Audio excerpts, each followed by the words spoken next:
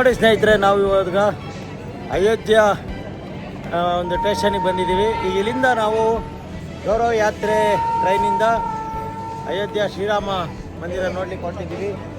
ಎಲ್ಲರೂ ಯಾತ್ರಾರ್ಥಿಗಳು ಈಗ ಜೈ ಶ್ರೀರಾಮ್ ಘೋಷಣೆ ಮಾಡ್ತಾ ಶ್ರೀರಾಮ ಮಂದಿರಕ್ಕೆ ತಲುಪ್ತೀವಿ.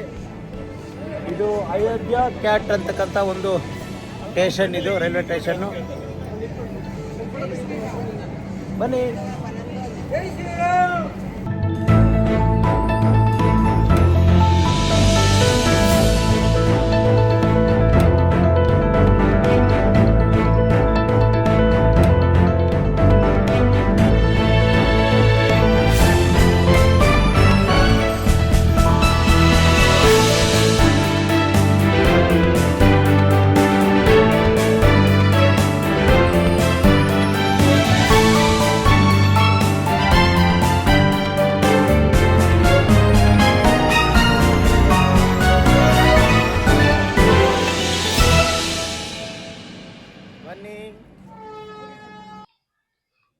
ಹಾಯ್ ಹಲೋ ಸ್ನೇಹಿತರೆ, ನಿಮ್ಮೆಲ್ಲರಿಗೂ ಕಲ್ಚರಲ್ ವ್ಯಾಲಿ ಯೂಟ್ಯೂಬ್ ಚಾನಲ್ಗೆ ಸ್ವಾಗತ ಸ್ನೇಹಿತರೆ.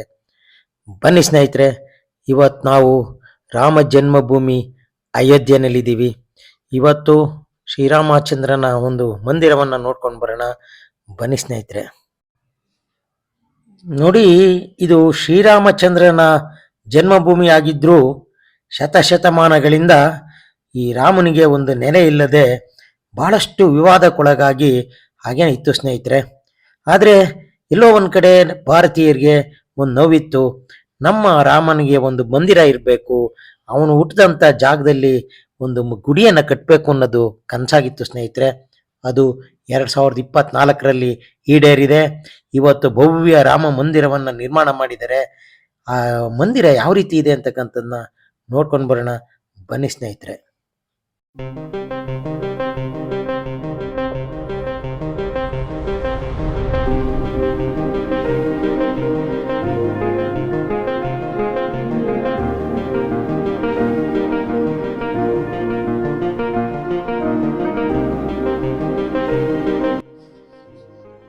ನೋಡಿ, ಇದು ಅಯೋಧ್ಯ ರಾಮ ಮಂದಿರಕ್ಕೆ ಹೈವೇಯಿಂದ ಎಂಟ್ರಾಗಲಿಕ್ಕೆ ಮಾಡಿರ್ತಕ್ಕಂಥ ಒಂದು ರಸ್ತೆ ಸ್ನೇಹಿತರೆ.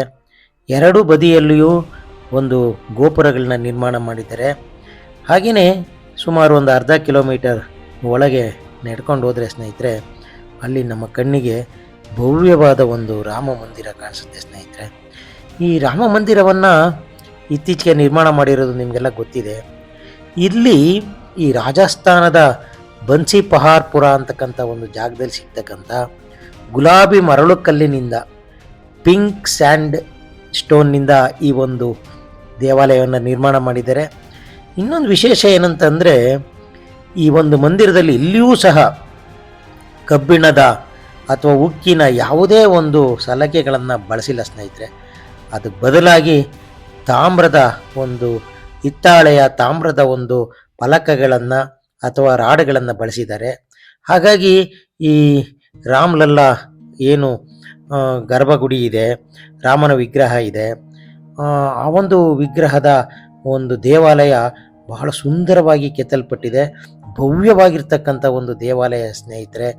ಹಾಗೆಯೇ ಈ ಒಂದು ಮಂದಿರದ ಸುತ್ತಲೂ ಅನೇಕ ನಮ್ಮ ಹಿಂದೂ ಧರ್ಮದ ಪ್ರಕಾರ ಸೂರ್ಯ, ಗಣೇಶ, ಶಿವ ಮತ್ತು ಇತರೆ ಎಲ್ಲ ದೇವತೆಗಳನ್ನು ಅಲ್ಲಿ ಕೆತ್ತಲಾಗಿದೆ. ನಾವು ನೋಡ್ಬೋದು, ಏನು ನಮ್ಮ ಕರ್ನಾಟಕದ ಬೇಲೂರು ಹಳೇಬೀಡುಗಳಲ್ಲಿ ಯಾವ ರೀತಿ ಉಬ್ಬು ಶಿಲ್ಪಗಳನ್ನು ಒಂದು ವಾಸ್ತುಶಿಲ್ಪದಲ್ಲಿ ಬಳಸಿದ್ದಾರೆ. ಹಾಗೆಯೇ ಇವರು ಆ ವಾಸ್ತುಶಿಲ್ಪದ ಮುಂಭಾಗದಲ್ಲಿ ಒಂದು ವಿಶೇಷವಾಗಿ ಈ ಒಂದು ಮೂರ್ತಿಗಳನ್ನು ಕೆತ್ತಿ ನಮ್ಮ ಒಂದು ಸಾಂಪ್ರದಾಯಿಕ ಧರ್ಮದ ಒಂದು ಕೆತ್ತನೆಗಳನ್ನು ಮಾಡಿದ್ದಾರೆ ಸ್ನೇಹಿತರೆ. ನೀವು ಒಳಗೋದ್ರೆ ಅದನ್ನೆಲ್ಲ ನೋಡ್ಬೋದು. ಬನ್ನಿ ಸ್ನೇಹಿತರೆ, ನೋಡೋಣ ಯಾವ ರೀತಿ ಇದೆ ಅಂತಕ್ಕಂಥದ್ದನ್ನ.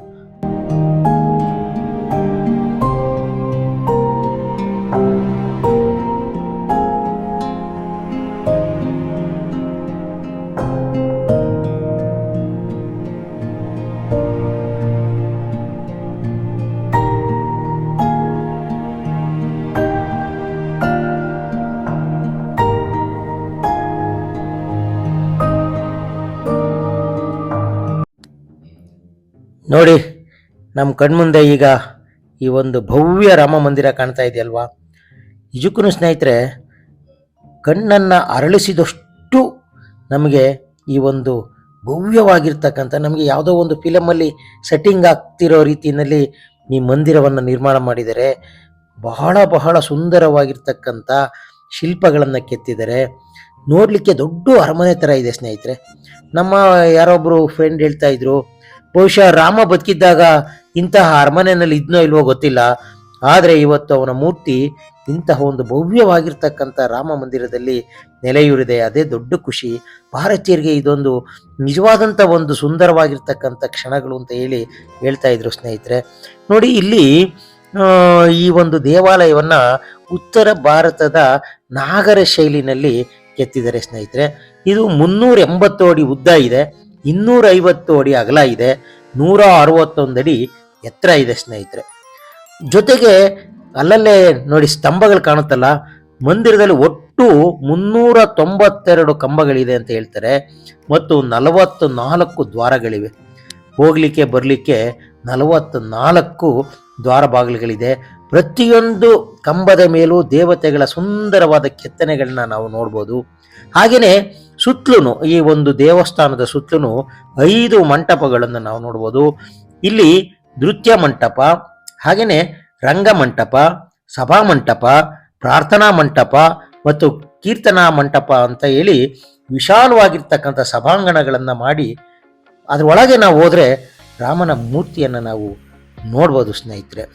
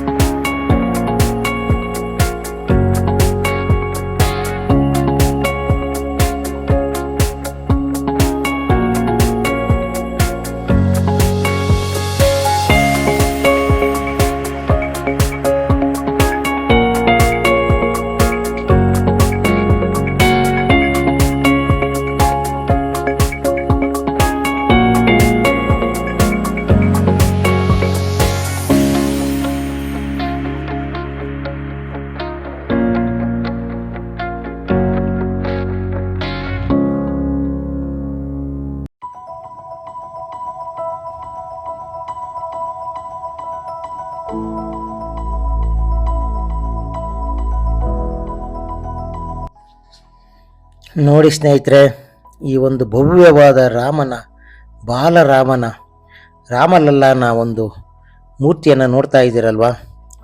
ಇದೊಂದು ಖುಷಿ ವಿಚಾರ ಏನಂತಂದರೆ ನಮ್ಮ ಕರ್ನಾಟಕಕ್ಕೆ ಹೆಮ್ಮೆ ಸ್ನೇಹಿತರೆ. ಯಾಕಂತಂದರೆ ಈ ಮೂರ್ತಿಯನ್ನು ಕೆತ್ತಿರೋರು ನಮ್ಮ ಮೈಸೂರಿನ ಶಿಲ್ಪಿ ಅರುಣ್ ಯೋಗಿರಾಜ್. ಇವರು ಈ ಒಂದು ಕಪ್ಪು ಕೃಷ್ಣ ಶಿಲೆಯಲ್ಲಿ ಬಹಳ ಸುಂದರವಾಗಿ ಬಾಲರಾಮ ಎದ್ದು ಬರ್ತಾನೆ ಅನ್ನೋ ರೀತಿಯಲ್ಲಿ ಬಹಳ ಸುಂದರವಾಗಿ ಕೆತ್ತಿ ಇಲ್ಲಿ ಇವತ್ತು ಪ್ರತಿಷ್ಠಾಪನೆ ಮಾಡಿದ್ದಾರೆ.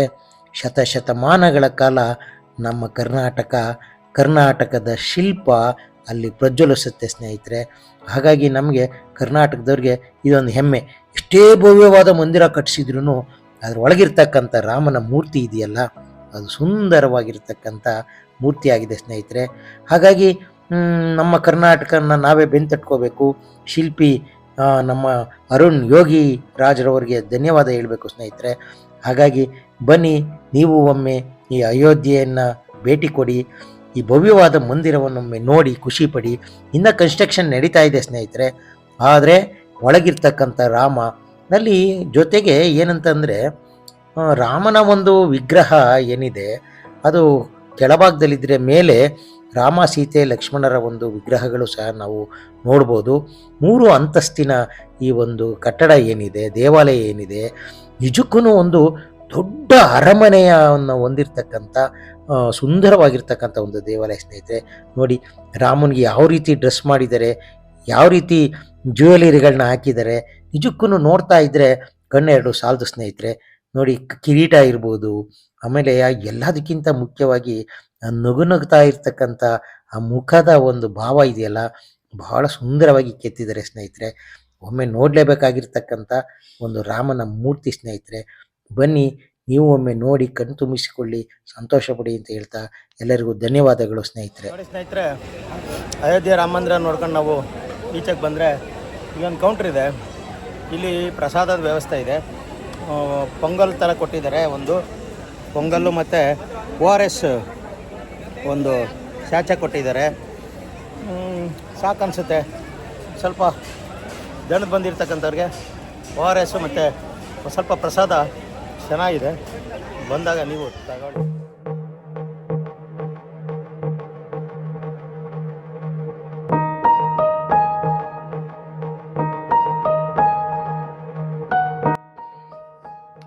ನೋಡಿ, ಅಯೋಧ್ಯೆಗೆ ಬಂದರೆ ಬಹಳ ಪ್ರಮುಖವಾಗಿ ನಾವು ಇನ್ನೊಂದು ದೇವಾಲಯವನ್ನು ನೋಡ್ತೀವಿ ಸ್ನೇಹಿತರೆ. ನಿಮಗೆಲ್ಲ ಗೊತ್ತಿದೆ, ರಾಮನ ಭಕ್ತ, ರಾಮನ ಬಂಟ ಹನುಮಾನ್, ನಮ್ಮ ಆಂಜನೇಯ ಏನಿದ್ದಾನೆ ಅವನು ಸಹ ಕರ್ನಾಟಕದವನು ಸ್ನೇಹಿತರೆ. ಅದೊಂದು ನಮಗೆ ದೊಡ್ಡ ಖುಷಿ ವಿಚಾರ. ಹಾಗಾಗಿ ಅಯೋಧ್ಯೆಯ ಅತ್ಯಂತ ಪ್ರಸಿದ್ಧ ಮತ್ತು ಪವಿತ್ರ ಸ್ಥಳಗಳಲ್ಲಿ ಈ ಹನುಮಾನ್ ಗಡಿ ಅಂತಕ್ಕಂಥ ಒಂದು ಸ್ಥಳ ಇದೆಯಲ್ಲ, ದೇವಾಲಯ ಇದೆಯಲ್ಲ, ಅದು ಬಹಳ ಸುಂದರವಾಗಿರ್ತಕ್ಕಂಥ ಒಂದು ದೇವಾಲಯ ಸ್ನೇಹಿತರೆ. ಅಯೋಧ್ಯೆಯ ಮಧ್ಯಭಾಗದಲ್ಲಿದ್ದು ಇದು ಸಹ ಈ ರಾಮನ ಜನ್ಮಭೂಮಿಗೆ ಬಹಳ ಹತ್ತಿರವಾಗಿದೆ. ಅಯೋಧ್ಯೆಗೆ ಭೇಟಿ ಕೊಟ್ಟಂಥ ಭಕ್ತರು ಮೊದಲು ಹನುಮಾನ್ ಗಡಿಗೆ ಹೋಗಿ ಹನುಮಂತನನ್ನು ದರ್ಶನ ಮಾಡಿಕೊಂಡು ಆನಂತರ ಶ್ರೀರಾಮನ ದರ್ಶನಕ್ಕೆ ಹೋಗ್ತಕ್ಕಂಥದ್ದು ಸಂಪ್ರದಾಯ ಸ್ನೇಹಿತರೆ. ಹಾಗಾಗಿ ನೀವು ಸಹ ಈ ಹನುಮಾನನನ್ನು ನೋಡಿಕೊಂಡು ಹೋಗಿ ಅಂತ ಹೇಳ್ತಾ ಮುಂದೆ ನೋಡೋಣ ಬನ್ನಿ ಸ್ನೇಹಿತರೆ. ಇದು ನೋಡಿ ದಶರಥನ ಅರಮನೆ ಅಂತ ಹೇಳಿ ಕರೀತಾರೆ.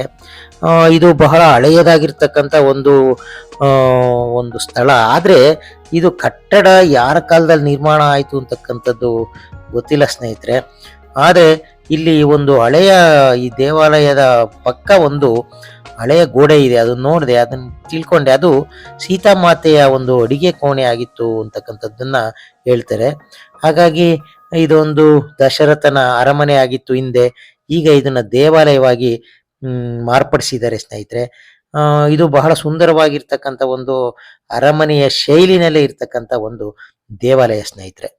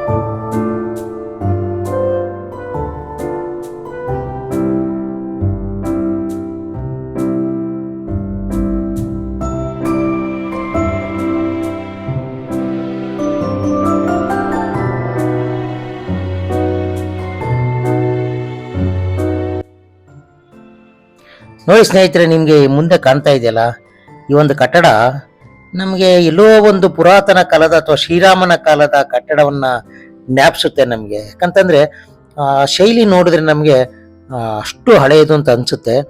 ಬಟ್ ಇದು ಯಾವ ದೇವಸ್ಥಾನ ಅಂತಂದ್ರೆ ಶ್ರೀ ನಾಗೇಶ್ವರನಾಥ್ ಮಂದಿರ ಅಂತ ಹೇಳಿ ಇದನ್ನು ಕರೀತಾರೆ ಸ್ನೇಹಿತರೆ. ಅಯೋಧ್ಯೆಯ ರಾಮ್ಕಿ ಪೈಡಿ ಅಂತಕ್ಕಂಥ ಒಂದು ಬಳಿ ಇರ್ತಕ್ಕಂಥ ಒಂದು ಸ್ವರ್ಗ ದ್ವಾರದಲ್ಲಿ ಇದು ನಿರ್ಮಾಣ ಆಗಿದೆ. ಇದರ ಒಂದು ಪುರಾಣ ಇತಿಹಾಸ ಹೇಳೋ ಪ್ರಕಾರ ಈ ದೇವಾಲಯವನ್ನು ಭಗವಾನ್ ಶ್ರೀರಾಮನ ಮಗನಾದ ಕುಶ ಅಂತಕ್ಕಂಥವನು ಇದನ್ನು ನಿರ್ಮಾಣ ಮಾಡ್ದ ಅಂತಕ್ಕಂಥದ್ದನ್ನು ಹೇಳ್ತಾರೆ. ಕುಶನು ಸರಿಯೂ ನದಿಯಲ್ಲಿ ಸ್ನಾನ ಮಾಡುವಾಗ ತನ್ನ ಕಂಕಣವನ್ನು ಕಳೆದುಕೊಂಡಾಗ ಅದನ್ನು ಒಬ್ಬ ನಾಗಕನ್ಯೆ ಮರಳಿ ಆತನಿಗೆ ನೀಡ್ತಾಳೆ. ಆಗ ಅವಳು ಶಿವನ ಭಕ್ತೆಯಾದ್ದರಿಂದ ಕುಶನು ಅವಳಿಗಾಗಿ ಈ ದೇವಾಲಯವನ್ನು ಕಟ್ಟಿಸಿದ ಅಂತಕ್ಕಂಥದ್ದು ಪ್ರತೀತಿ ಇದೆ.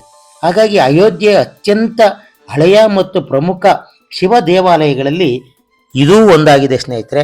ಶಿವರಾತ್ರಿ ದಿನ ಇಲ್ಲಿ ಅದ್ದೂರಿ ಆಚರಣೆಗಳನ್ನ ನಡೆಸ್ತಕ್ಕಂಥದ್ದನ್ನ ನಾವು ನೋಡಬಹುದು. ಹಾಗೆಯೇ ಇದರೊಳಗೆ ಹನುಮಾನ್ ಇದ್ದಾನೆ, ಮತ್ತು ಈ ಭವ್ಯವಾದ ಕಟ್ಟಡ ಮತ್ತು ಸುತ್ತಲೂ ಇರ್ತಕ್ಕಂಥ ಈ ಒಂದು ಕಾಂಪೌಂಡ್ ಏನಿದೆ ನೋಡಿದ್ರೆ ನಮಗೆ ಗೊತ್ತಾಗುತ್ತೆ ಆ ಶೈಲಿ ಬಹಳ ಪುರಾತನವಾಗಿರ್ತಕ್ಕಂಥ ಒಂದು ಶೈಲಿ ಅಂತ ನಮಗೆ ಅರ್ಥ ಆಗುತ್ತೆ ಸ್ನೇಹಿತರೆ. ಹಾಗಾಗಿ ಈ ದೇವಾಲಯ ಅಯೋಧ್ಯೆಯ ಸಾಂಸ್ಕೃತಿಕ ಮತ್ತು ಧಾರ್ಮಿಕ ಪರಂಪರೆಗಳಲ್ಲಿ ಮಹತ್ವದ ಸ್ಥಾನವನ್ನು ಪಡೆದಿರ್ತಕ್ಕಂಥ ಕಟ್ಟಡಗಳಲ್ಲಿ ಈ ನಾಗೇಶ್ವರ ನಾಥ್ ಮಂದಿರನೂ ಸಹ ಒಂದು ಪ್ರಮುಖ ಅಂತ ನಾನು ಹೇಳಲಿಕ್ಕೆ ಇಷ್ಟಪಡ್ತೀನಿ ಸ್ನೇಹಿತರೆ. ಬನ್ನಿ ಹಾಗೆಯೇ ಮುಂದೆ ನಾವು ಅಯೋಧ್ಯೆಯನ್ನೆಲ್ಲ ನೋಡ್ಕೊಂಡು ಹೋಗೋಣ. ಬನ್ನಿ ಸ್ನೇಹಿತರೆ.